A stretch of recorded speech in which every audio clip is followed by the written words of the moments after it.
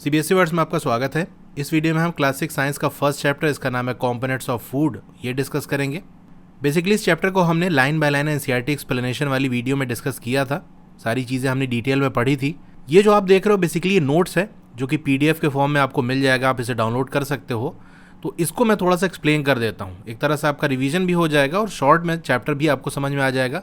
अगर आपने detail video नहीं भी देखी तो भी आपको चैप्टर समझ में आ जाएगा। यहाँ पर मैंने बहुत ज़्यादा फिगर्स का यूज़ किया है ताकि आपको पढ़ने में बोरिंग ना लगे और सारी चीज़ें आपको अच्छे से याद होती रहे। तो इसको जल्दी से हम डिस्कस कर लेते हैं, समझ लेते हैं कि क्या क्या चीज़ें इसके अंदर है। ये नोट्स आपको कैसे मिलेगा इसके बारे में हम लास्ट में डिस्कस कर लेंगे। तो पहले बात कर लेते हैं मील की। ये मील क्या होता है? The time when you eat और the food that is eaten at that time. तो वो टाइम जिस टाइम हम कुछ खाते हैं या किसी भी टाइम पर जो खाना खाया जाता है वो मील कहलाता है। जैसे आप सुबह उठते हो तो क्या करते हो? सुबह का नाश्ता करते हो, यानी सुबह का आप कुछ खाना खाते हो। तो सुबह जो खाना खाओगे वो आपका मॉर्निंग मील कहलाएगा, यानी मॉर्निंग में खाया जाने वाला मील। इसका अलग से नाम होता है ब्रेकफास्ट। इसी तरह दिन का जो खाना होता है उसको हम आफ्टरनून मील कहते हैं, इसका नाम लंच होता है। इसी तरह इवनिंग मील, यानी शाम को जो हम खाना खाते हैं, यानी जो इवनिंग मील है, उसका नाम हमारा डिनर या सपर होता है। अब मील के अंदर यानी किसी भी टाइम आप जो भी खाना खाते हो उसके अंदर कुछ आइटम होगा। आमतौर से वही फिक्स चीज़ें होती है जो कि हम खाते हैं। जैसे मील के अंदर आपका एक आइटम ग्रेन वाला होगा, अनाज वाला होगा, जैसे गेहूँ, चावल। आमतौर से हम क्या करते हैं? रोटी खाते हैं। बहुत सी जगह ऐसी है जहाँ पर लोग सिर्फ चावल खाते हैं, बहुत सी जगह दोनों चीज़ें खाते हैं। ठीक है, तो एक आइटम आपका ग्रेन वाला होगा, जैसे गेहूं की रोटी हो गई। एक आइटम आपका दाल या मीट वाला होगा, जैसे अरहर की दाल हो गई, या और भी बहुत सारी दाल है, एग्जाम्पल में लिख सकते हो। वेजिटेबल्स होती है, जैसे मान लो आलू की सब्ज़ी, भिंडी की सब्ज़ी, बहुत सारी सब्जियां हैं। इसके साथ और भी चीज़ें होती है, जैसे आम का अचार हो गया, दही हो गई, मट्ठा हो गया, इस तरह की चीज़ें रहती हैं। अब ये न्यूट्रिएंट क्या होता है? Food item contain some components that are needed by our body, these components are called nutrient. Component का मतलब पार्ट, किसी भी चीज़ का हिस्सा। जैसे आपके मोबाइल के कंपोनेंट्स क्या होंगे? कैमरा हो गया, स्पीकर हो गया, बैटरी हो गई, स्क्रीन हो गई। इसी तरह फूड आइटम के अंदर भी कुछ चीज़ें होती हैं। तो फूड आइटम के वो कंपोनेंट जिनकी हमारी बॉडी को ज़रूरत होती है, यानी फूड के अंदर वो चीज़ें प्रेजेंट होती हैं और वो चीज़ें हमारी बॉडी को चाहिए, तो इन्हीं कंपोनेंट को हम न्यूट्रिएंट्स कहते हैं। इसमें जो आपके मेजर न्यूट्रिएंट्स हैं, यानी मेन बड़े बड़े जो न्यूट्रिएंट हैं, या इसको ऐसे भी कहा जा सकता है कंपोनेंट्स ऑफ फूड। यानी आपसे क्वेश्चन आ गया कि what are components of food या what are major nutrients of food, तो आप क्या लिखोगे? एक तो आपका कार्बोहाइड्रेट्स हो गया, प्रोटीन्स हो गया, फैट्स हो गया, वाइटामिन्स, मिनरल्स। इसके अलावा फूड के अंदर डाइटरी फाइबर्स भी होते हैं और वाटर भी होते हैं। ये सारे चीज़ क्या है भी आगे हम डिस्कस करेंगे, तो ये नाम आपको जस्ट याद रखने हैं। अब जो आपके कार्बोहाइड्रेट है वो कई टाइप के होते हैं। जो मेन कार्बोहाइड्रेट हमारे फूड के अंदर होता है, यानी फूड के अंदर बहुत सारे कार्बोहाइड्रेट हैं, जो मेन है वो आपके एक तो स्टार्च के फॉर्म में होते हैं और शुगर्स के फॉर्म में होते हैं। अब एक टेस्ट किया जाता है जिससे हम ये पता कर लेते हैं कि किसी भी फूड आइटम के अंदर स्टार्च प्रेजेंट है कि नहीं है। तो इस तरह से भी कहा जा सकता है टेस्ट फॉर स्टार्च में हम क्या करते हैं, या आपसे ऐसे पूछा जा सकता है कि कार्बोहाइड्रेट की प्रेजेंस को हम कैसे टेस्ट करेंगे, किसी फूड आइटम के अंदर कार्बोहाइड्रेट प्रेजेंट है कि नहीं है, कैसे पता करेंगे। तो एक तरीके कार्बोहाइड्रेट का टेस्ट हमको दिया है, तो इसका मतलब वही वाला हमको बताना है। तो टेस्ट फॉर स्टार्च, यानी फूड आइटम के अंदर स्टार्च है कि नहीं कैसे चेक करेंगे?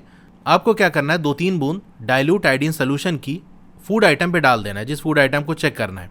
जैसे मान लो हमने पोटैटो लिया और चेक करना है कि इसके अंदर स्टार्च है कि नहीं, तो क्या करेंगे, या तो उसका छिलका उतार लो या बीच से कट कर लो, यानी छिलके वाली चीज़ का अंदर के हिस्से में हम टेस्ट करेंगे। जैसे हमने ये आलू देखो इस तरह से कट कर ली। अब इस कटे हुए हिस्से पे हम 2-3 बूंद डाइल्यूट आयोडीन सोल्यूशन की डाल देंगे। अगर जहां पर वो डाइल्यूट आयोडीन सोल्यूशन गिर रहा है वो हिस्सा ब्लू ब्लैक हो जाता है, यानी डार्क ब्लू कलर ऐसे समझ सकते हो, तो ये इंडिकेट करेगा कि उसके अंदर स्टार्च है। यानी वो हिस्सा जहां पर बूंद गिर रही है ब्लू ब्लैक हो गया, इसका मतलब स्टार्च प्रेजेंट है। अब बात कर लेते हैं प्रोटीन का टेस्ट कैसे करें, किसी फूड आइटम के अंदर प्रोटीन प्रेजेंट है कि नहीं है। तो आपको देखो फूड आइटम ले लेना है, उसको अच्छे से, ये देखो पूरा स्टेप मैंने यहाँ लिखा है, ऊपर फिगर में भी एक्सप्लेन किया है, ताकि फिगर में एक बार देख के आपको माइंड में छप जाए सारी चीज़ें और रिवीजन करने में भी आसानी हो। तो ग्राइंड कर लेना है, पीस लेना है, मैश यानी मसल देना है स्मॉल क्वांटिटी फूड की, ताकि उसका पेस्ट और पाउडर बना लिया जाए। इसको किसी साफ सुथरे टेस्ट ट्यूब के अंदर डाल देना है। फिर 10 बूंद आपको पानी डाल के अच्छे से हिला लेना है। फिर आपको 2 बूंद कॉपर सल्फेट की और 10 बूंद कॉस्टिक सोडा, इन दोनों का सोल्यूशन आपको लेना है, उस टेस्ट ट्यूब में डाल देना है। फिर से आपको शेक कर लेना है, अच्छे से हिला लेना है ताकि मिक्स हो जाए, और कुछ टाइम के लिए आपको रख देना है। यही ऊपर फिगर में भी आपके बना हुआ है। अब देखो यहाँ पर जो ड्रॉप्स है 10 ड्रॉप डालनी थी ना, तो 10 ड्रॉप मैंने बनाई है ताकि देख के आइडिया लगे कि हाँ कितनी क्वांटिटी वाटर की हम डाल रहे हैं। वैसे ऐसा नहीं कि नाप के ही डालना है, 10-12 बूंद इस तरह से डाल सकते हो। तो वाटर टेस्ट ट्यूब के अंदर डाल देना है, फिर शेक कर लेना है। Copper sulphate solution, caustic soda solution ये डाल देना है। देखो इसकी 2 बूंद और इसकी 10 बूंद। फिर शेक कर लेना अच्छे से, कुछ टाइम के लिए वेट कर लो। कुछ टाइम के बाद अगर आप देखो कि उसके अंदर वायलेट कलर आ गया, यानी वो जो सोल्यूशन है वायलेट कलर का हो गया, ये वाला कलर अगर आपको देखने को मिल गया, तो ये इंडिकेट करेगा कि प्रोटीन उस फूड आइटम के अंदर प्रेजेंट है। यानी वो सोल्यूशन वायलेट कलर का हो गया तो हम कहेंगे प्रोटीन प्रेजेंट है, उसके अलावा और कोई कलर हो गया तो कहेंगे प्रोटीन प्रेजेंट नहीं है। अब फैट की बात कर लेते हैं, फैट का कैसे टेस्ट करेंगे। तो मैंने लाइन बाय लाइन एनसीईआरटी वाली एक्सप्लेनेशन वाली जो वीडियो बनाई थी उसके अंदर वीडियो से पूरा करके दिखाया था, यहाँ पर उसी की कटिंग मैंने लगा दी है। तो अगर डिटेल में पढ़ना है वो वाली वीडियो देख सकते हो, नहीं तो यहाँ भी शॉर्ट में समझ में आ जाएगा, और वो वीडियो देखे हो तो रिवीजन हो जाएगा आपका। देखो, एक फूड आइटम ले लेना है, जैसे हमने यहाँ पर मूंगफली ले ली है और फिर इसको पेपर में रैप कर लेना है, लपेट लेना है, फिर हथौड़े से मार के इसको पीट के पीस लेना है। फिर उसके बाद इसको खोल के और जो पाउडर बन गया है मूंगफली का उसको झाड़ लेना है, साफ कर लेना है। ऑयली पैच इज सीन, तो आपको ऐसे तेलदार धब्बे देखने को मिलेंगे। An oily patch on paper shows the food item contain fat, तो इस तरह धब्बे अगर आपको देखने को मिल रहे हैं इसका मतलब उसके अंदर फैट प्रेजेंट है। एक काम आप और भी कर सकते हो कि hold the paper against the light, you can see the light faintly through this patch. अगर लाइट के सामने ऐसे पेपर को करोगे तो इस तरह से आपको ये हिस्सा चमकता हुआ दिखेगा, यानी यहाँ से ज़्यादा लाइट पास हो रही है। ये हिस्सा देखो थोड़ा डार्क दिख रहा है और ये बीच में हिस्सा जो है ये ज़्यादा चमक रहा है, यानी यहाँ से ज़्यादा लाइट पास हो रही है। तो इस तरह भी आपको नज़र आ जाएगा कि यहाँ पर इस हिस्से में फैट वाली चीज़ लगी है। अब अगर आपके पास डाइल्यूट आयोडीन सोल्यूशन नहीं है तो कैसे प्रिपेयर करेंगे वो समझ लो। A dilute iodine solution can be prepare by adding a few drop of tincture iodine to a test tube half filled with water. जैसे यहाँ फिगर में बना है, टेस्ट ट्यूब ले लो, आधा उसको पानी से भर लो, फिर टिंचर आयोडीन, ये जनरली लैब में अवेलेबल होता है, डाइल्यूट वाला हो सकता है ना अवेलेबल हो, इसीलिए इस तरह सिखाया जा रहा है। तो 2-3 बूंद आपने डाल दिया तो इस तरह से आपको इस कलर का सोल्यूशन देखने को मिलेगा। कलर इंपॉर्टेंट नहीं है, बस इतना समझ लो, इतना पानी लेके 2-3 बूंद हमने गिरा दिया तो हमारा ये डाइल्यूट आयोडीन सोल्यूशन बन गया। अब इसको जो हमने टेस्ट किया था स्टार्च वाला उसमें यूज़ कर सकते हैं। इसी तरह से अगर मान लो आपके पास कॉपर सल्फेट सोल्यूशन नहीं तो कैसे प्रिपेयर करेंगे। तो इसको प्रिपेयर करने के लिए आपको 2 ग्राम कॉपर सल्फेट, इसका पाउडर वगैरह आता है, वो आपको 100 ml वाटर के अंदर डाल देना है। ग्लास रॉड से चला के उसको मिक्स कर लेना है तो आपका सोल्यूशन तैयार हो गया। फिर हमने प्रोटीन के लिए ही कॉस्टिक सोल्यूशन भी देखा था, अगर वो नहीं है तो कैसे बनाओगे। 10 ग्राम आप कॉस्टिक सोडा ले लो, ये भी देखो इस तरह से पाउडर के फॉर्म में रहता है। फिर 100 ml वाटर के अंदर इसको भी डाल के मिक्स कर लो, आपका सोल्यूशन तैयार हो गया। अब बात कर लेते हैं what do various nutrient do for our body. ये जो न्यूट्रिएंट हमारी बॉडी के अंदर जाते हैं ये हमारी बॉडी के साथ करते क्या है, बॉडी में जाके इनका होता क्या है, क्या काम आते हैं, ऐसे समझ सकते हो। तो चलिए अलग अलग न्यूट्रिएंट के बारे में जान लेते हैं। ये जो कार्बोहाइड्रेट और फैट है इनका काम क्या है। तो ये आपको एनर्जी प्रोवाइड करते हैं, ये दोनों ही कार्बोहाइड्रेट और फैट दोनों ही एनर्जी प्रोवाइड करते हैं। बल्कि जो आपका फैट है ना, अगर दोनों सेम क्वांटिटी में लिए हो, जितना फैट ले रहे हो उतना कार्बोहाइड्रेट ले रहे हो, तो फैट से आपको ज़्यादा एनर्जी मिलेगी, इसलिए देखो बड़ा सा सिंबल बना है एनर्जी का, और कार्बोहाइड्रेट में कम एनर्जी मिलेगी। तो फैट आपका ज़्यादा एनर्जी देता है as compare to same amount of carbohydrate. अब एनर्जी मिलती है तो इसीलिए इसका नाम क्या हो गया, एनर्जी गिविंग फूड। तो जो आपके फैट और कार्बोहाइड्रेट्स हैं इनको हम क्या कहते हैं, एनर्जी गिविंग फूड्स। ये नाम याद रखना बहुत इंपॉर्टेंट है। अब बात कर लेते हैं प्रोटीन्स की, इनसे क्या होता है। तो प्रोटीन की ज़रूरत हमारी बॉडी की होती है growth and repair of the body.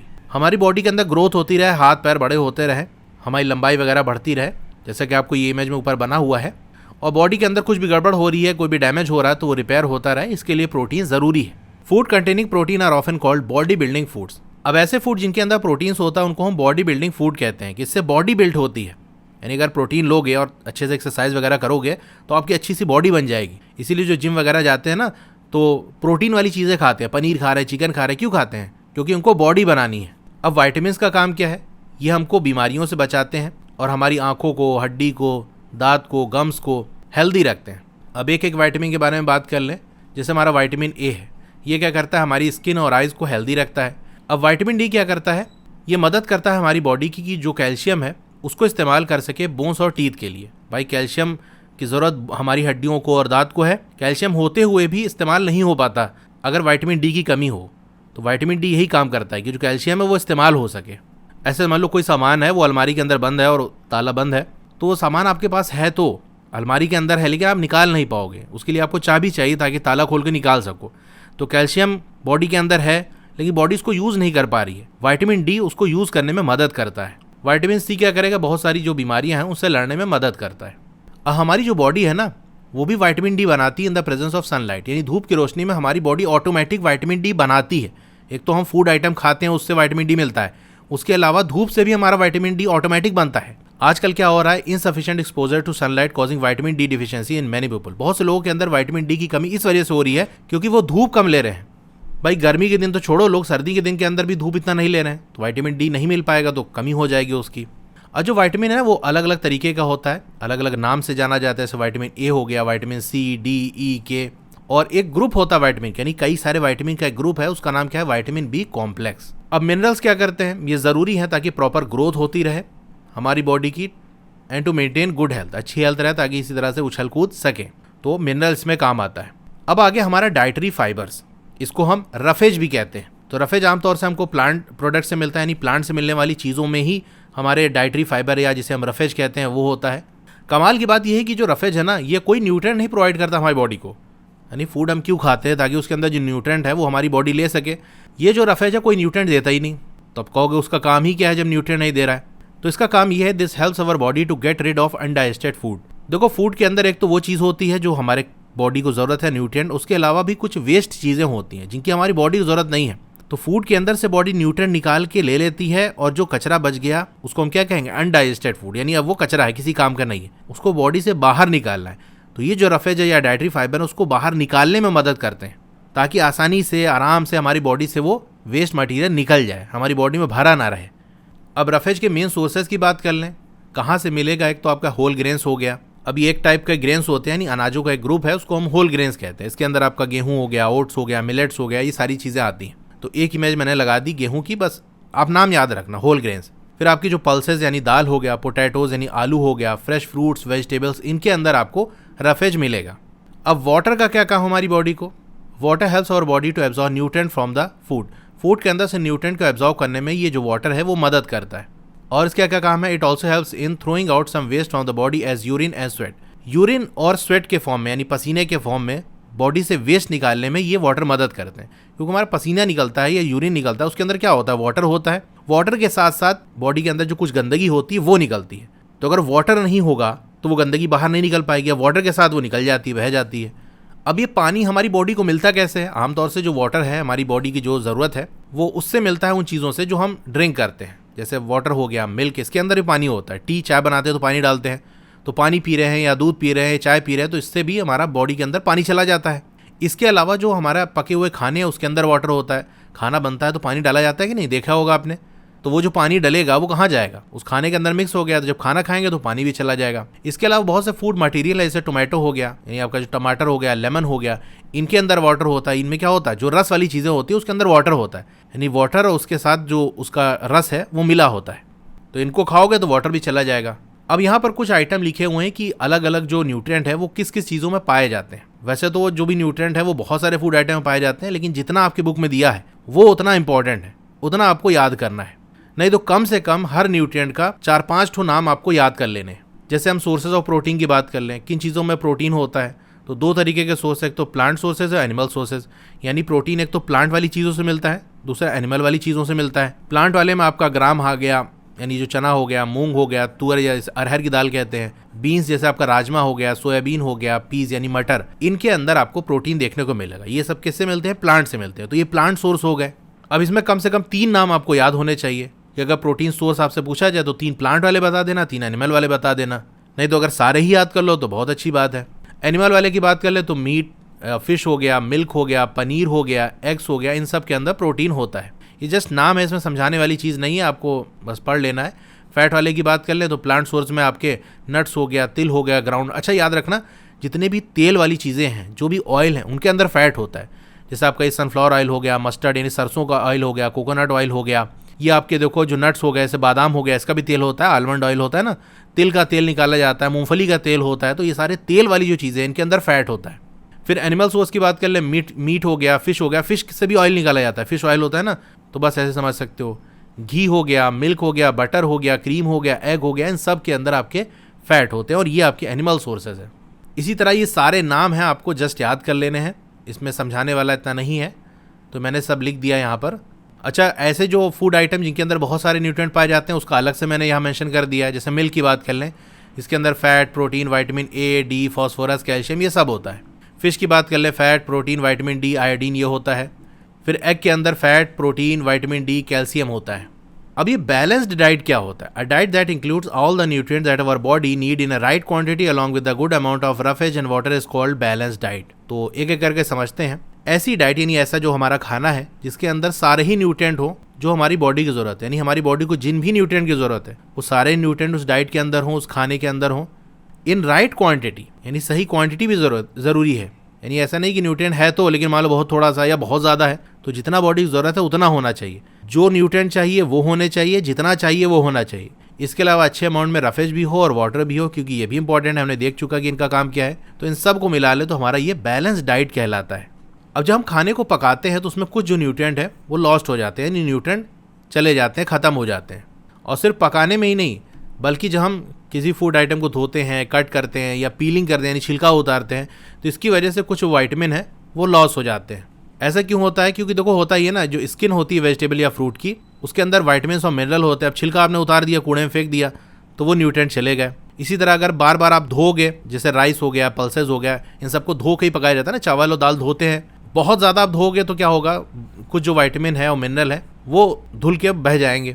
अब खाने का जो पकाना यानी जो कुकिंग है वो फूड के टेस्ट को इम्प्रूव करता है और साथ ही साथ उसको आसान बनाता है कि वो डाइजेस्ट हो सके, यानी आसानी से हजम भी हो जाएगा और उस फूड को अच्छा भी बना देता है। बहुत सारे यूजफुल जो प्रोटीन्स हैं और अच्छे खासे अमाउंट में जो मिनरल है वो लॉस हो जाते हैं if excess water is use during cooking and then is thrown away. यानी पकाने के लिए हमने पानी डाला और फूड आइटम को डाला, तो पकने की वजह से क्या होगा, फूड आइटम से न्यूट्रिएंट निकल के पानी में चले गए। अब उस पानी को अगर फेंक देंगे हम तो वो मिनरल और वो जो हमारे विटामिन है वो तो चले गए। जैसे मान लो आपने आलू उबाला, आलू कैसे उबाली जाती है, पानी लो, उसके अंदर आलू डाला, आपने पका दिया, तो जब वो पकेगा तो हीट की वजह से क्या होगा, जो मिनरल हैं आलू के अंदर वो निकल के पानी में चले जाएंगे। अब आलू उबल जाती तो पानी को फेंक देते हैं ना, लेकिन न्यूट्रिएंट तो चले गए थे पानी के अंदर, अब पानी फेंक दिया तो चला गया, उसका काम खत्म हो गया। तो इस तरह से पकाने से, धोने से, काटने से, छीलने से न्यूट्रिएंट्स जो है वो लॉस होते हैं। Vitamin C get easily destroyed by heat during cooking. और विटामिन सी क्या होता है, देखो रो रहा है कि अगर इसको हीट करोगे विटामिन सी को तो ये डिस्ट्रॉय हो जाएगा, खत्म हो जाएगा। It can be very harmful for us to eat too much of fat rich foods and we may end up suffering from a condition called obesity. अगर हम बहुत ज़्यादा फैट वाली चीज़ें खाएंगे तो एक प्रॉब्लम हमको हो जाएगी जिसको हम ओबेसिटी कहते हैं, हिंदी में इसे मोटापा कहते हैं। नहीं, बहुत ज़्यादा फैट वाली चीज़ें खाओगे ना, मक्खन वाला ही, तो मोटे हो जाओगे, तो संभल के खाना है। अब बात कर लेते हैं डिफिशियंसी डिजीजेज। ये क्या होते हैं? Diseases that occur due to the lack of nutrient over a long period are called deficiency diseases. तो वो बीमारी जो कि होती है न्यूट्रिएंट की कमी की वजह से ओवर अ लॉन्ग पीरियड, यानी लंबे समय तक किसी भी न्यूट्रिएंट की कमी हो गई तो फिर आपको डिफिशियंसी डिजीज हो जाएगी। यानी ऐसी बीमारी जो किसी न्यूट्रिएंट की कमी की वजह से होती है। जैसे मान लो आपको प्रोटीन नहीं मिला, एक दो दिन अगर आप मान लो कम मिला या नहीं मिला तो उससे काम चल जाए, क्योंकि न्यूट्रिएंट बॉडी हमारी स्टोर करके भी रखती है। तो अगर नहीं मिला तो वो जो स्टोर करके रखी वो इस्तेमाल हो जाएगा, लेकिन लंबे समय तक नहीं मिलेगा तो क्या होगा, जो स्टोर करके रखा है वो भी इस्तेमाल हो गया, अब कुछ नहीं बचा, तो बॉडी के अंदर फिर बीमारियां होने लगेंगी। तो अलग अलग जो न्यूट्रिएंट की कमी है उससे क्या प्रॉब्लम होती है वो जान लेते हैं। प्रोटीन की कमी की वजह से आपको क्या होगा, स्टंटेड ग्रोथ, यानी आपकी जो हाइट है वो रुक जाएगी, ज़्यादा लंबे नहीं हो पाओगे। स्वेलिंग ऑफ फेस, चेहरा इस तरह से फूला रहेगा, सूजन सी लगेगी। डिसकलरेशन ऑफ हेयर, बालों के कलर उड़ने लगेंगे, जैसे देखो ये बाल सफ़ेद होने लगे। स्किन की बीमारियां होने लगेगी, डायरिया यानी दस्त आने लगेगी। ये सारी प्रॉब्लम प्रोटीन की कमी की वजह से हो जाती है। और अगर आपकी डाइट के अंदर प्रोटीन के साथ साथ कार्बोहाइड्रेट की कमी हो गई लंबे समय तक, तो जो ग्रोथ है वो कंप्लीटली स्टॉप हो जाएगी, यानी पूरी तरह से आपकी हाइट रुक जाएगी। इतने बड़े उतने ही रह जाओगे, देखो यहाँ क्रॉस लगा है कि बस इससे आगे आप नहीं बढ़ पाओगे। ऐसा जो बंदा होगा, यानी इसके अंदर प्रोटीन और कार्बोहाइड्रेट दोनों की कमी होगी, वो वेरी लीन एंड थिन, यानी बहुत दुबला पतला होगा और इतना कमज़ोर होगा कि वो मूव भी ना कर पाएगा, बस जहाँ पड़ा है वहीं पड़ा रहेगा। देखो ये देखो पड़ा हुआ है, उड़ भी नहीं पा रहा है, तो कहीं चलना भी मुश्किल हो जाएगा। अब इन डिफिशियंसी डिजीज़ को प्रिवेंट कैसे किया जाएगा? बैलेंस डाइट लेके, भाई जिस चीज़ की न्यूट्रिएंट बॉडी की ज़रूरत है उस हिसाब से आप लेते रहो, तो कमी नहीं हो पाएगी, और कमी हो गई है तो पूरी हो जाएगी। अब ये एक टेबल है, इसके अंदर कुछ बीमारियाँ या डिसऑर्डर जो है, जो कि किसी भी विटामिन या मिनरल की डिफिशियंसी की वजह से होते हैं, उनके बारे में दिया हुआ है। तो बात कर लेते हैं। पहले कॉलम में विटामिन और मिनरल का नाम लिखा है, फिर या कौन सी बीमारियां इससे होगी और क्या सिम्टम होंगे, यानी क्या निशानियां आपको, यानी किसी भी चीज़ की कमी है कैसे पता चलेगा। तो हमारी बॉडी कुछ साइन दिखाती है, कुछ निशानी दिखाती है कि भाई देखो ये दिक्कत हो रही है तुमको, इससे का मतलब ये वाली कमी है। तो चलिए जान लेते हैं। विटामिन ए, इसकी कमी से क्या बीमारी होगी? लॉस ऑफ विजन, आँख की रोशनी जा सकती है, कम हो सकती है। सिम्टम क्या होगा, यानी कैसे पता चलेगा कि विटामिन ए की कमी हो रही है? पुअर विजन, यानी सही से दिखना बंद हो जाएगा, साफ नहीं दिख रहा है, धुंधला दिख रहा है। Loss of vision in the darkness, यानी अंधेरे में आपको दिख नहीं रहा है, इसको नाइट ब्लाइंडनेस भी कहते हैं, कि जब रात का टाइम होगा, अंधेरा होगा तो वहाँ आपको दिख ही नहीं रहा है या बहुत कम दिख रहा है जितना आमतौर से दिखना चाहिए। और कभी कभी क्या होगा, यानी विटामिन डी की अगर बहुत ज़्यादा कमी हो गई तो कंप्लीट लॉस ऑफ विजन, यानी पूरी तरह से आँख की रोशनी चली गई। विटामिन B1, तो देखो हमने देखा था ना, विटामिन जो एक ग्रुप होता है कई विटामिन का, उसको हम विटामिन बी कॉम्प्लेक्स कहते हैं, उसके अंदर कई सारे विटामिन होते हैं, तो उन्हीं में से एक विटामिन B1 है। इसकी कमी की वजह से एक बीमारी होती है, उसको हम बेरी कहते हैं। सिम्टम इसमें क्या होगा? वीक मसल्स, यानी कि मसल्स बहुत ज़्यादा कमज़ोर हो जाएंगी, पैर में दर्द हो रहा है और बहुत दिक्कत हो रही है, और बहुत कम एनर्जी होगी काम करने के लिए। देखो इसके जैसे ये पैर दर्द कर रहा है ना, तो इस तरह से दिक्कत होगी, मसल्स में जो है आपके वीकनेस होगी और काम करने के लिए बिल्कुल एनर्जी नहीं होगी, कुछ करने का मन ही नहीं करेगा, थके थके से लगोगे।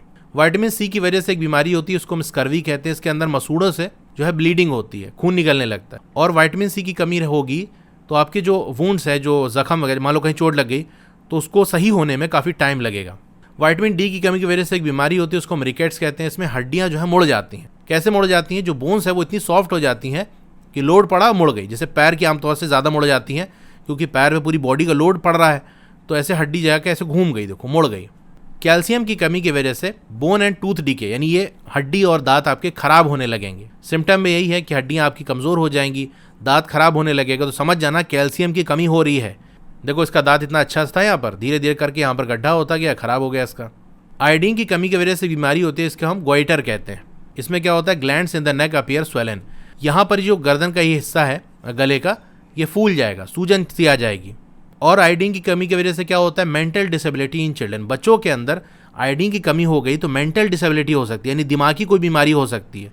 आयरन की कमी की वजह से एक बीमारी होती है, उसको हम एनीमिया कहते हैं। इसमें बहुत ज़्यादा वीकनेस रहती है, कमज़ोर एकदम पड़े रहोगे, कुछ करने का मन नहीं करेगा। तो ये पूरा नोट्स था। आई होप सारी चीज़ें आप समझ गए होगे। अब इसको आप खुद से पढ़ोगे तो कोई डाउट नहीं रहेगा। तो बात कर लेते हैं नोट्स आपको कैसे मिलेगा। वीडियो के नीचे मोर लिखा होगा, उस पर आपको क्लिक कर देना है।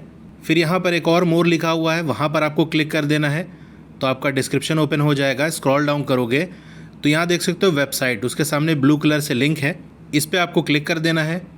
तो ये क्लास 6 साइंस नोट्स वाला पेज ओपन हो जाएगा। यहाँ पर जिस चैप्टर के भी नोट्स आपको डाउनलोड करने हैं या पढ़ने हैं, उस चैप्टर पे क्लिक कर दो। जैसे फर्स्ट चैप्टर के चाहिए तो उस पर क्लिक कर दो।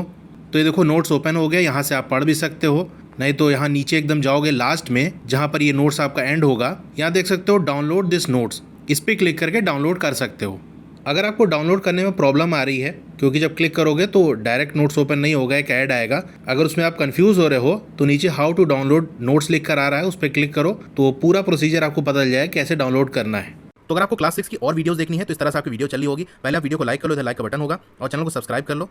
तो यहाँ देख सकते हो नीचे मोर लिखा होगा, उस पर आपको क्लिक कर देना है। फिर आप यहाँ पर स्क्रॉल डाउन करोगे तो आप देख सकते हो सारी प्लेलिस्ट आपको मिल जाएगी। क्लास 6 साइंस, क्लास 6 मैथ्स की चैप्टर वाइज प्लेलिस्ट है जो कि नीचे आपको मिल जाएगी। तो जो भी वीडियो आपको देखनी है उसके सामने जो लिंक दिया हुआ है उस पर आप क्लिक करोगे तो वहाँ से वो ओपन कर लोगे। जैसे क्लास 6 साइंस देखनी है ना, तो यहाँ पर आप क्लिक करोगे तो क्लास 6 साइंस की वीडियो आपको सारी यहाँ पर मिल जाएगी। Okay, thank you.